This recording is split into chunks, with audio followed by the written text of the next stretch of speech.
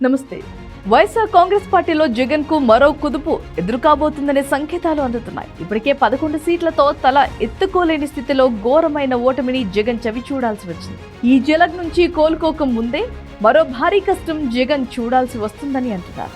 సొంత పార్టీలోనే ఇలాంటి ప్రచారం బాగా ఊపందుకుంటోంది. దీనికి తోడు బొత్స సత్యనారాయణ కూడా దీనిపై స్పందించిన తీరు ఆ ఊహాగానాలకు మరింత బలం చేకూరేలా చేస్తోంది.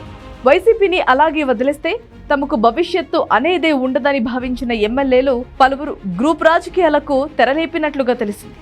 7 ఎమ్మెల్యేలు వేరుకుంపటి పెట్టాలన్నది ఆ పార్టీ నేతలు చెబుతున్నారు. వైసీపీలో 7 ఎమ్మెల్యేలు వేరుకుంపటి పెడుతున్నారట కదా, అది నిజమేనా అని శాసన మండలిలో విపక్ష నేతగా ఎన్నికైన బొత్స సత్యనారాయణను నిన్న మీడియా అడిగితే ఆయన దాని నుంచి తప్పించుకునే ప్రయత్నం చేసేలా మాట్లాడారు. తాను జ్యోతిష్యం చెప్పే వ్యక్తిని కాదని తప్పించుకునే ప్రయత్నం చేశారు ఎమ్మెల్సీ బొత్స సత్యనారాయణ.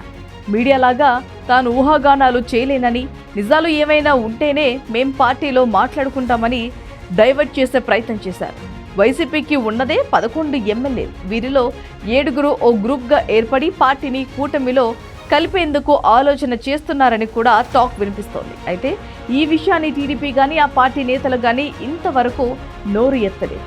తమకు అసెంబ్లీలో మాట్లాడే అవకాశం లేదని, ఇలాంటి పరిస్థితుల్లో ఆ పార్టీలో ఉండే బదులు మరో పార్టీకి జంప్ అయితే బెటర్ అని అనుకుంటున్నారని తెలిసింది. అసెంబ్లీకి వెళ్లకుండా అనవసర విషయాల మీద నానాయాగి చేస్తున్న జగన్ తీరు నచ్చక చాలా మంది ఎమ్మెల్యేలు పార్టీకి రాజీనామా చేసి వచ్చేయడం కంటే అధినేతకు ఎదురు తిరగటం మేలని భావిస్తున్నారట. అలా చేస్తే ప్రజల్లో తమకు విలువ ఉండటంతో పాటుగా ఇతర పార్టీల్లోనూ వెయిట్ ఉంటుందని ఆలోచనగా చేస్తున్నారు. జగన్ పార్టీని, పార్టీ భవిష్యత్తును పట్టించుకోకుండా కేవలం తనకు విపక్ష నేత హోదా ఇవ్వలేదన్న కారణంతో అసెంబ్లీకి గైర్హాజరు కావటం, ఎమ్మెల్యేలను వెళ్లొద్దనే ఆంక్షలు విధించడాన్ని వైసీపీ ఎమ్మెల్యేలు వ్యతిరేకిస్తుండటం వల్లే ఈ పరిస్థితి అని అంటున్నారు.